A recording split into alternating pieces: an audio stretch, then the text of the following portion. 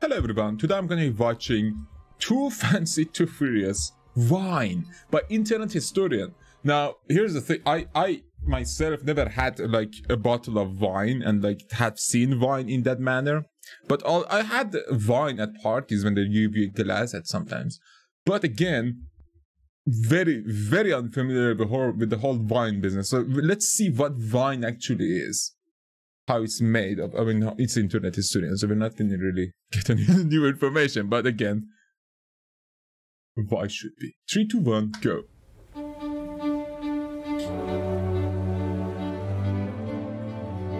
Come here, little fella. Oh, I want to tell you a secret. I'm just like you. So is We're both down here in the dirt. Mine just happens to be important. You are fighting in traffic, and I am fighting charges of trafficking. We're so similar. Oh my god! Oh my fucking god! Okay, that's... You're working a 9-to-5 Jesus. job, and I am having to look at that. We're both going through it. Seriously. So don't hate me. I'm not the problem. It's the wine snobs.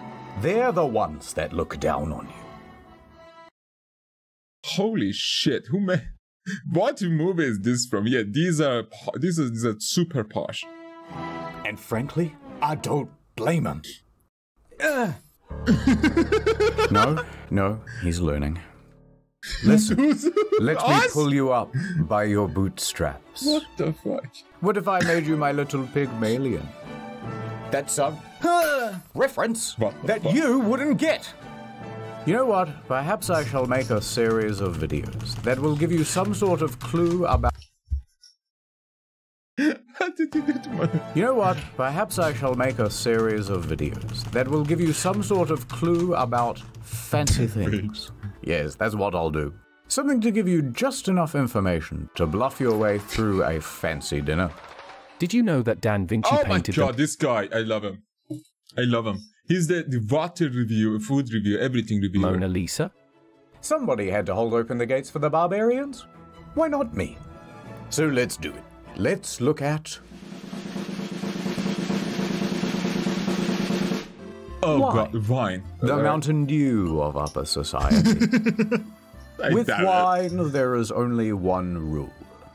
Kill or be killed. What? Maria, no.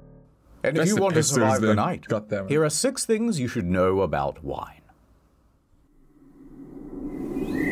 To you muggles, the words on these bottles must seem like a mystery. What the fuck is that? Fillant Road. Peanut Noir. What is that? Not Noir? But us landlords, we, the pink Himalayan salt of the earth, we know what they mean. They are grape names. Look upon this grapevine. It makes grape berries. Now, there are many different species of grape berry. And whatever the berry species is will determine the type of wine. This is Chardonnay, so it will make Chardonnay. Oh, Merlot shit. grapes, they make Merlot wine. Grape names are mostly French. Gross. But for example, in English, Pinot Noir means black pine. Makes sense. Kinda looks like a black pine cone if you squint. Wait, what is it called? Grape names are mostly French. Gross. But for example, in English, Pinot Noir means... Pinot! It's Pinot, not peanut. I'm an idiot. Okay, Pinot Noir. So Pinot means... black pine. So pine is Pinot. What the fuck? Kinda looks like a black pine cone if you squint. Oh Here's my some of the other names. God. You can pause it. I'm That busy. doesn't. Wine grapes are not like the kind you get at the supermarket. Those are table grapes. You can think of it kind of like the difference between cooking chocolate. Seriously? Those are I don't know. Are those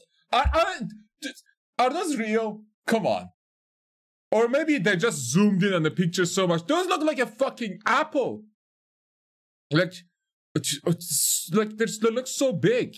This is not. This is like too zoomed in. You can eat them. Ugh. But they're overly sugary and kind of full of seeds and just not as nice to snack on. So the grape type is the main word on the bottle, but sometimes there are other words as well. What is bellocta? For example, this Bourgogne. What the hell is a Chablis? It's all regions. Oh. Allow me to explain. Oh, Jesus. Through the medium of song. There's Chianti and Piedmont, and also there's Burgundy. Don't forget Chablis Bordeaux. This one's from Italy, this one's from Italy, this one's from France, this one's from France, this one's from France. You fucking asshole. You can't say 5 names and this one's from France, this one's from France. This one's from France. They're all from France. We're Italy. Look, the general rule is, if you see a term you don't understand, it's probably just the French or the Italians being all la-dee-da about their particular region. Yeah. All right, let's move on to price. Come on, I know a place. All right. We're here. I can tell by the name on the sign. Now, don't embarrass me, I didn't bring my ID. Jesus. Fiddle-tee-dee, look at all these bottles. So many options. Ooh, a cheeky $200 bottle. And here, oh, a $20 bottle. Oh, God. Yeah. Now, I bet this $200 bottle tastes way better. I would suck that $20 bottle like it's fucking water, man. Alcohol is illegal here, so we can't buy them at all. Like, you need to find a fucking black market contact. So I wouldn't give a shit. But again, at the same time, if you have the $200 bottle, you have the option to. Why not go right? For casual like, it's got to be 10 times better than this one. That's just basic math. Go on, though. You choose one. Oh, no. Yep. Well, it's supposed to be a trick question, but they both taste pretty similar, right? There's not some threshold that you get to where it gets more expensive, and then it tastes better, and then more expensive again, and it tastes even better, until it gets so expensive and so incredible that it's like nothing you've ever had before. That sounds Break like an through SCP. the conditioning. This shouldn't be This real. is just old grape juice. Now, if you're a little bi-curious about a more expensive bottle, sure, why not? Gold letters grace the label, hand engraved by goldsmiths. Famed wine critic Smiths. What the fuck? How many describes the goldsmiths work taste that? as mind-boggling. Jesus. But realistically, after about $60, the flavor doesn't get much better. In fact, it plateaus out and it can even go down. The best quality to price ratio is all the way over here, much lower, about $20. That's how much you should spend on a bottle of wine. Now, What if we do it right here, though? Right around 45, when it's going to start flatlining. Like $35 seems to be the average best. Like, if you want the best, you go for 45. Like, literally, that's the top. That's top. But $20? some people will say, that I'm putting my heart and soul into this thing. I'm making an art, a form of art. How much is that worth? How much is art worth? about $20. But what about the Vintage? Well, look at this. A couple of Just for that cromulent joke. slender necks. And they're the same price as well. But this one is from 2019, and this one is from 2022. Well, surely the older one is the better one. Right? For alcohol... Many people What? think that the wine aging goes like this, and the flavor just keeps getting better over time. Wrong. The wine at the store has already been aged at the winery.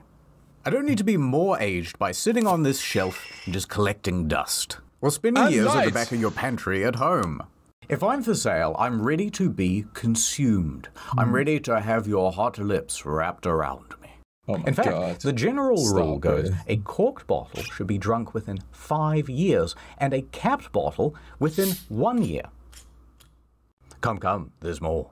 In fact, the general rule goes, a corked bottle should be Oh, that sounds so good. That sounds so good. drunk within Sorry. 5 years, and a capped bottle within 1 year.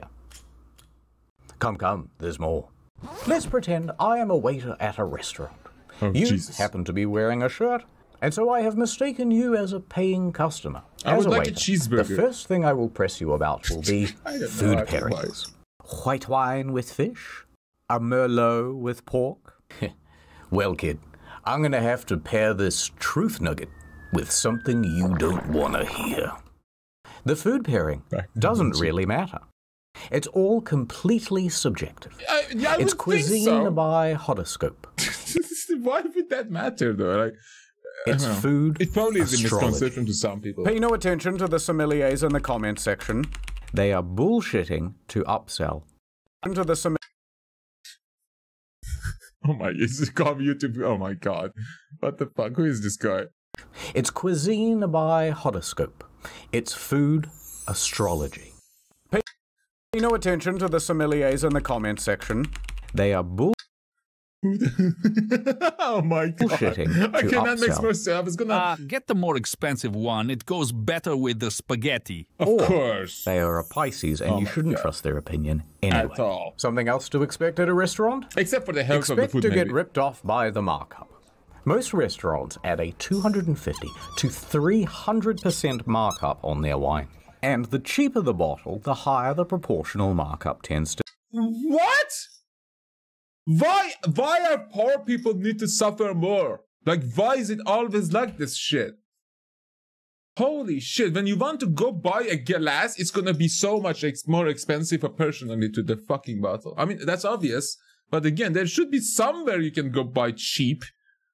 And not in bulk. Like, if you want to buy cheap, you have to buy in bulk. That's just bullshit. be.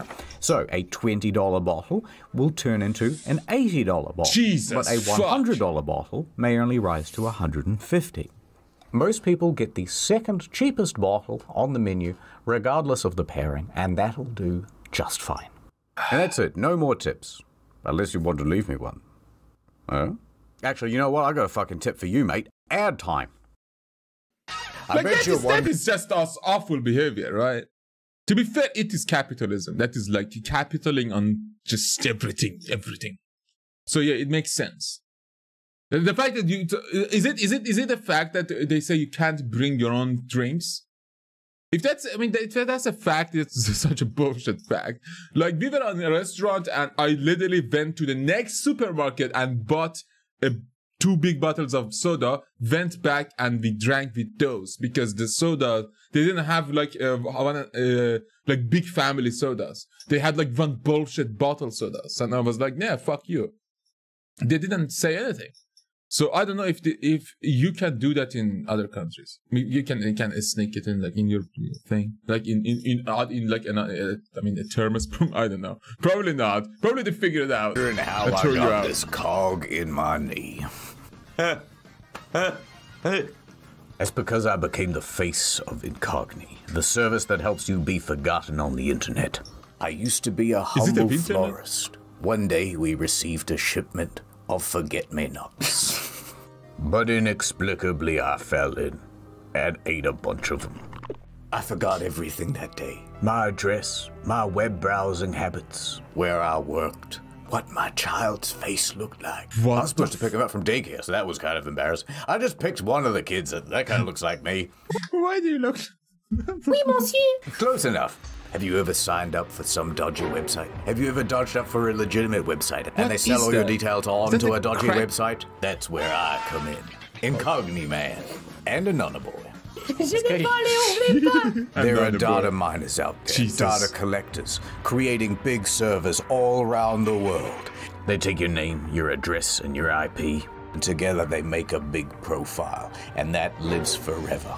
I am Google here already to doing send that. them annoying legal notices to tell them to fuck off. Take Steve off your database. European law this, American law that.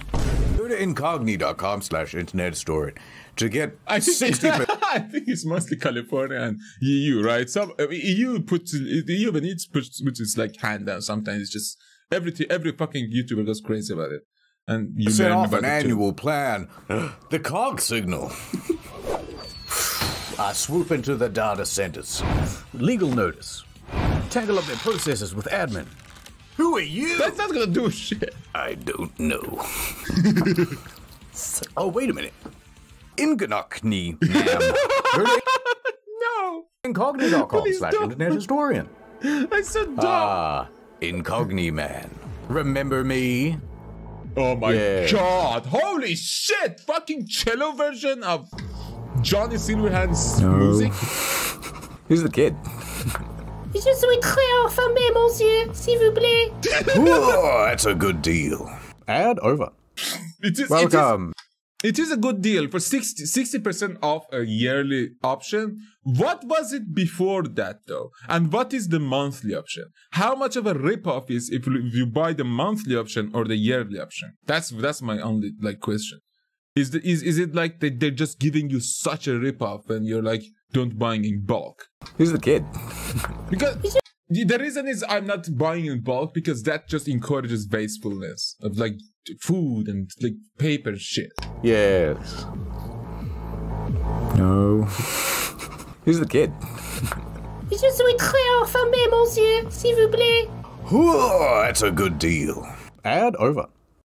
Welcome to the Wine Underground. Oh jeez. We have our meeting set, Such a so it stays at a beautiful very place. pleasant temperature. You know, us wine masons, we control everything. We are few, but many. That doesn't make sense. Look at the back of this bottle. It should. See the No Fat Chicks If logo? you're drunk enough. We put that there. Oh my It is God, the don't symbol of drink our pregnant. organization. We have a dirty finger in every glass of government and corporation stuff. If you cross us, whoops, perhaps you'll have a little accident. Last year, Little Upstart tried to make wine actually taste good. You know, like how grape soda does. Cut him up so good he had to get stitches. We caught one reporter trying to dig around into our operation. We all know how that one ended. Little shitting video about the surgery on the grape. That was awesome. With an airstrike. I hate All grape right, soda. my little juice box. Tastes I'm like going to medicine. let you in on a secret. Why is champagne called champagne? For well, the I'll tell balls, you. the pine It all stuff. began in 1668. Wait, is this repeating? Because okay, I was gonna say I know what champagne. In the Abbey of St. Peter in northeast Oh, that was France, Chardonnay, there's that's champagne. something Never mind. spooky going on. It's springtime, and in the cellar where they keep all the wine, bottles would suddenly, unexpectedly, explode. Oh fuck yeah! Now, this was especially carbonated. common during morning mass. Ho ho, that's a bad omen. Sometimes the explosions Kingdom would Come cause Deliverance, little oh chain my God. reactions, and bottle after bottle would break down the line, ruining the majority of the crop. The peasants were frightened and also parched. Seriously? Sacre Bleu, les wine. What is happening? The monks would refer to this as the devil's wine. Les wine is cursed. Le God, he must be anger at us. We need a Why hero. is he so In mean to walks me? Dom Perignon. He is just the man for the job. A Benedictine monk at the abbey, he's got a new role, the cellar master. And it's his mission to find out what the hell is going on here. So Dom starts looking at all the bottles. And what he figures out pretty quickly is that the wine itself is releasing gas. The gas There you builds go. up pressure and... why that is happening, he doesn't know. Yep. But it's his job to stop it. Sugar. So he gets to work, trying all sorts of things to stop his mortal Wait, enemy. The bubbles. In the first year, he tried insisting that only the youngest grapes be picked. Perhaps this will stop your bubbles. Okay, so trial and error. And it didn't. Nothing. The next year, he changed up how the grapes were pressed. Push guess he has a harder. theory We'll about squeeze it. out the bubbles. It doesn't. Son of a bitch. All right. He tried picking the grapes very early in the morning and no other time. What? Nope. And on and on. The bubbles would win the battle every year. Bro, that would take so many years of just failure. Holy shit. I mean, to be fair, that's how science works usually. Right? I mean, to be The fair, he's bubbles not would a win the scientist. battle every year. For 8 long years, he Jesus. tried all sorts of different things. And no strategy worked. That doesn't sort of make it. No, the bubbles. Fuck. Eventually, he was at the point of almost giving up. Until one day, hey, what if the wine is still fermenting? So he takes a couple of the bottles and he opens them and, It is. We ferment the wine. Once it's done, it goes into the bottle. How does it then start fermenting again? How is that possible? And here the mystery was solved. So it turns out in North France they have very fast changing seasons, and owing to that the yeast doesn't actually get time to do its job. Instead, it would get cold very quickly in the winter and all the yeast would go dormant. Then the winemakers would go, oh brilliant, fermentation slowed down, it must be done. They would then bottle. Oh my god, that makes so much more sense, because I was gonna say, don't they know that it makes gas? They already made it, so that makes so much sense. It's like it just a completely different standards of it. And they would store it. But once summer came back around, the process would spring back to life, and carbon dioxide would build up and... Okay, he thinks, I cannot change the climate. Perhaps I shall not win the war against the bubbles. Now, the bubbles are his enemy, and he has another enemy. The English. Oh no. Therefore, the enemy of his enemy or something. Anyway, he starts talking to the English and he goes, hey, how do you guys stop your bottles from exploding? And the British go, You what, mate? Cool. We'll peep at how thin the bloody glass be in it. Thin glass is the problem. Have you seen how thick a fucking soda bottle is? Like a fucking 200 milliliter soda bottle. It's so thick, bro. Thank you for using this text-to-speech preview. For a paid version, please go to... See, the English have created new coal-fired bottles with much thicker glass. Then they put a cork in the top, and it allows them to make very foamy beer. Yeah. That's right. He could just use thicker bottles, and he won't have to worry about stopping the bubbles at all. So Dom goes running back to France. He's panting, he's sweating, and there's bits of brie on his shirt. He's going, better bottles, better bottles. Everyone's confused and terrified, but they give it a shot. And there it was. The people of France loved it. I love this new style. Even the French royals were enjoying new wine, TM. He even started adding extra yeast and sugar to really get the bubbles going. And so Dom Perignon had created what we call today champagne. Now, there's a 19th century marketing campaign that says the moment he uncorked his champagne for the first time, he tried it and said, come quickly, I am tasting the stars. But that's actually a myth. That's crazy. Maybe I should try it. If I could get my hands on one, I'm gonna absolutely try it. Tasting the stars. But to be fair, for a monk back then, like almost everything from nowadays could have been the stars. He never really said that. But shit tastes there's so still good. a problem. And this one, Dom cannot fix. The pulp. If you bottle wine while it's still fermenting, so that you can keep the bubbles in, you're also trapping in a bunch of dead yeast and debris and gross particles too. Yeah. Also, it's all cloudy. No, we want it clear. We want it crystal looking. How will we ever solve this problem? Distilling? Dom I mean, if dies. you do that... Oh, if you distill it though, that just every carbonation goes away. 1805, in walks Madame Clicquot. She's just the man for the job. I'm also French. I have come to remove all the little beats. I will clench my teeth together and go pitu back into the bottle. Now, Madame Clicquot was a very shrewd lady. Her husband died when she was in her early 20s. My husband is dead. Lol. And part of the estate she was bequeathed included a winery. Jesus. She immediately got to work, making it into a successful business. Alright, I shall invent a process called lay riddling.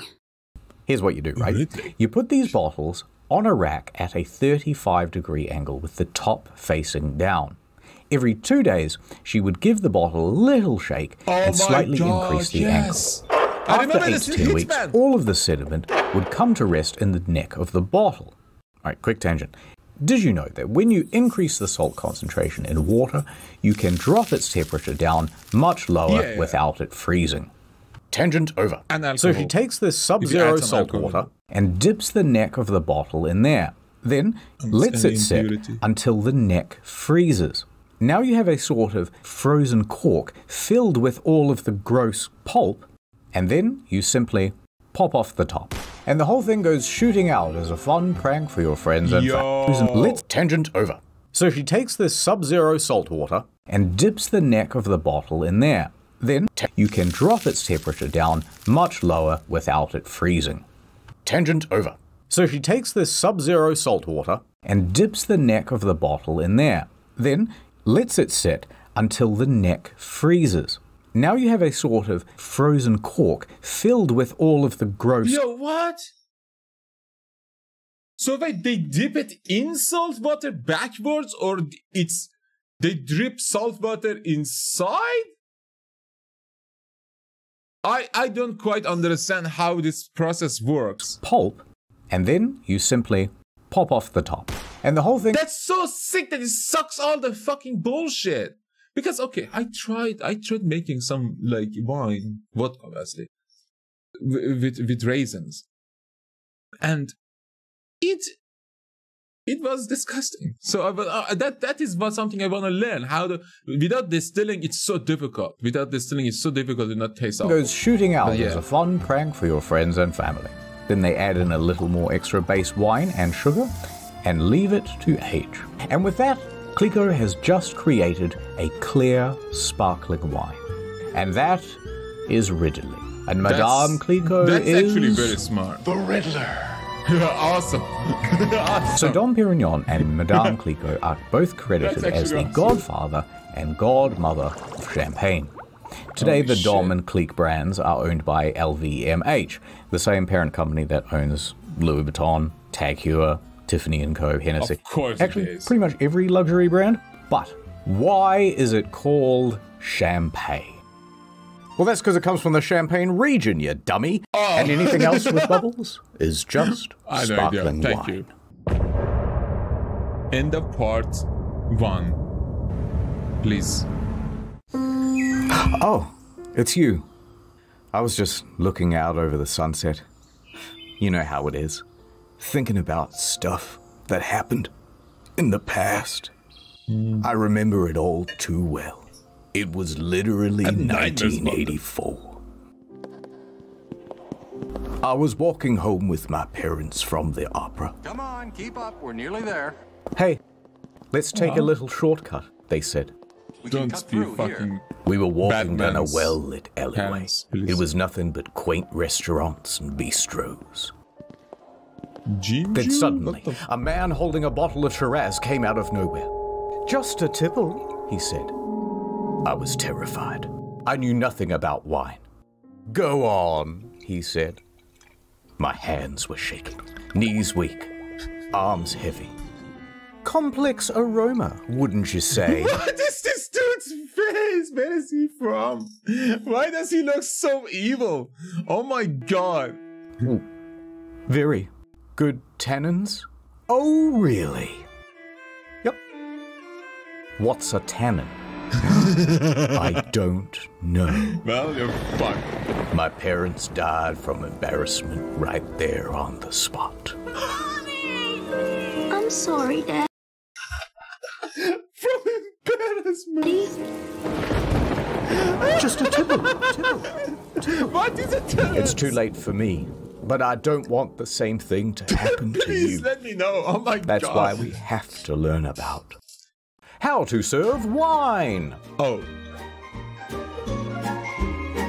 So you've bought a bottle of wine to show your friends and family how successful and sophisticated you are.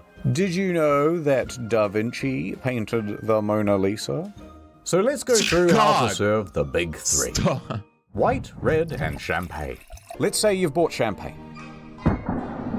Oh god! No! That bottle goes in the fridge. Champagne is served cold always. To open, peel off the foil and do not aim it at your face. Then twist off the metal thing. If you want people to think you're fancy, use the proper word. Muselet. Oh shit, muselet. Oh, I'm gonna fucking use that. Helps to contain the pressure. Again, don't aim this thing at your face. It's really worth repeating. The PSI inside a champagne bottle is 70 to 90. High. That puts it in the same league as a nail gun. So the cork comes out at about 50 miles an hour. Jesus. And if you're in a house, you want to hold onto it very firmly with your hand. 50 miles if you're per Bezos, hour. or you just won the Grand Prix, fling it over some ladies. But if you want to be really fancy, you can use a sword. But think, This has been a tradition for a couple hundred years, popularized by Napoleon. After each victory, the army would use their sabers to crack one open for the boys. But the sword's just ceremonial. You can use pretty much any blunt object to knock off the top. A phone, a shoe, this fish head. If it's cold, it shouldn't fizz over too much, but you might want to have someone on the side with a ready glass. Yeah, or it's the based glass type should either be a tulip or a flute. Although, if you've seen The Great Gatsby, you may notice that they use these. Up until the mid-1900s, people used coupes. That's because, back in the day, excessive effervescence wasn't very cool. So these cups helped actually dispel the bubbles faster. You know the problem with those ones? They might have a fly in them at some point. Because they're just so wide. There's so much air contacting the fucking Sometimes they'd even use a small whisk or a fork to dissipate all the bubbles. Oh my god, Now, there's actually an old myth that the shape and size of the coupe was molded from one of Marie Antoinette's buboes. But it's probably not true.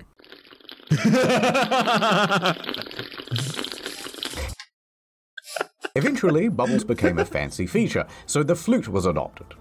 They can be made from glass, but preferably they're made from crystal, so that they shimmer as much as possible.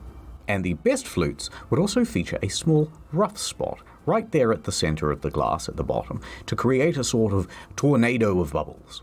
Anyway, so cool. As you pour, tilt sideways so it isn't all head, and don't pour more than 2/3 full.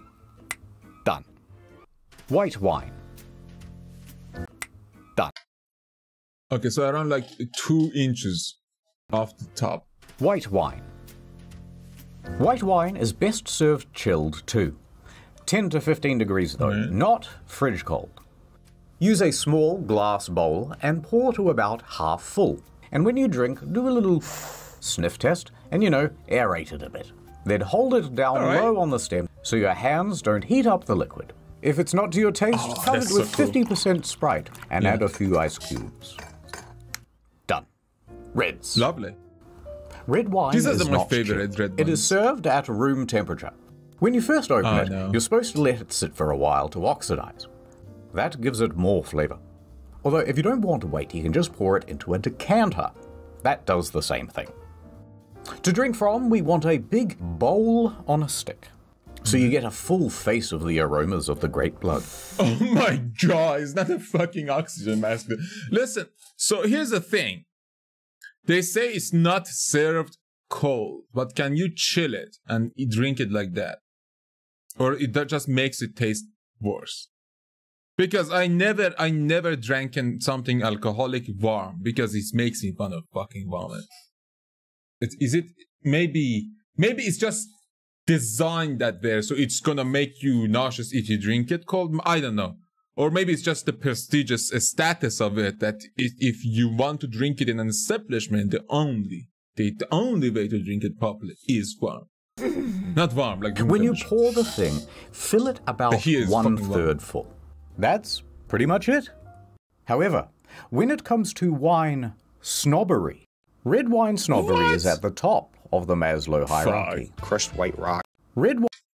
Our YouTuber says. I was gonna say, what is the lowest? Wine snobbery is at the top of the Maslow hierarchy. Tasty Crushed sodas. white rock. It's like almost like a rock quarry. Oh my god, shut up. And there's a taste testing thing that people do, and they all go a bit mental, and it's kind of gross, and it looks dumb.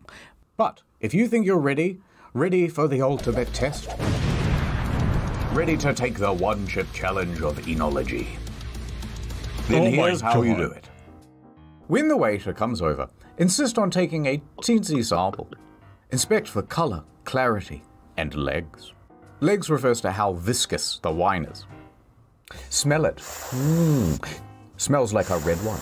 Swirl it around on the table, making a loud scratching noise so that everyone knows you're a connoisseur. Swirling the wine glass is almost like turning up the volume on the stereo. When you taste it, you're supposed to get it over every part of your mouth, so that when you brush your teeth later, it's awful. Then take in big sips of it. Get off your fucking high horse, winemakers. I'm gonna chug that shit. What the fuck is... Oh my god, it's not a mouthwash. What is that bullshit? You guys need to stop it. Why? To just make every molecule of the wine on your taste buds? It's fucking... Oh man, this is weird. That's so fucking weird. But I kind of get it. I kind of get it. It's an expensive product. Yeah. This is where you comment on the texture and taste. Oh. Complex notes! You yell across the room. Now this is the best part. I love that moment for them. The fact that it's just ended abruptly and just nothing came out. Oh my god. Complex notes! You yell across the room. Now this is the best part. You can just make shit up about vanilla smatterings or citrusy undercurrents. I swear, there's a hint of blueberry. It's one of those things that's kinda true, but subjective enough that no one can really refute you. So make a big show of it. There is a little bit of an earthiness, almost a graphite clay note to this. It's a little bit meaty, it's a little bit sort of rustic. There are definitely hints here of Monster Ultra sugar-free. If this is a taste test, and you're sampling dozens of wines, you want to spit out the sample into this gross bucket, so you don't get too drunk. Get fucked up, yeah, I Do know. not ask the waiter if you can drink from the bucket. It's the waiter's privilege, and he's very protective of it. Please. And that is how to serve wine. Oh my god, I fucking hate... That's a lot of shitting on wine. Stuff. And we shouldn't get bullied. But let me do a quick 180. True. Because overall, wine is good. And a little wine snobbery can be good also. Being into wine is one of the great dad hobbies. One day you will have a model train set in your basement, complete with a little walking path and the grass just right. Probably not. Those things are so expensive. Like, listen, even nowadays, if you're a dad, I mean, dads probably had these, like, because they were born, like, in, like, the 200s or something. The 220s. So, now, if we're going to be the dads, we're gonna have, like, VR headsets, old VR headsets, or bullshit, old, yeah, like, equipment that, like, millennials used to use. Like, or Gen Z counterpart millennials of that age is gonna have some other unique The best part about this hobby but this is just building the something thing, for getting boomers. it just perfect, and then making people sit there while you explain the little trains in excruciating detail of how they work. Please don't. Now, the fun of Warhammer, that's when you save up for the little Space Marine man, you take him out of the packet, you put on a podcast with some Warhammer in the background. Of all the Primarchs, Horus is the best kisser. And you slowly paint it yourself. And then you argue with your mates later about why the Necrophiles are the best race. There are people that spend like tens of thousands of dollars on coffee machines and equipment. And then it takes like an hour to make a coffee, and it's like only 5% better, maybe, than the ones you get. That is so true. Now, I could be Mr. Killjoy and come in and go, what's the point of that? Why not just buy it from the cafe? Why not just get a pre-painted Space Marine? Why not have someone else Because the journey of making something makes it so much more good, so much better. Because the effort, that is your effort. That thing is your effort, not the money you spend all for the it. train set. But then there's no ceremony, there's no fun, there's no hobby. There's no Wine is culty very shit. similar. They're getting a little bit too obsessive about the thing and being like... Some lemon zest as well, lemon pit. Super Lemon tangy. zest. You love is lemon. the purpose of wine. It's the fun of wine, which is why wine is better than just some old grape juice. And you fucking wine loser snobs, you know what? You're all right.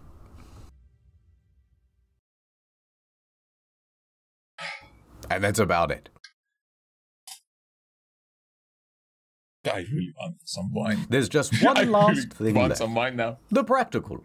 Come on, my little nouveau biche. Something I booked out soury. a whole restaurant. They serve some of the best blue whale caviar here. All right, you did it. You sat through the whole video without crying. I think this calls for a toast.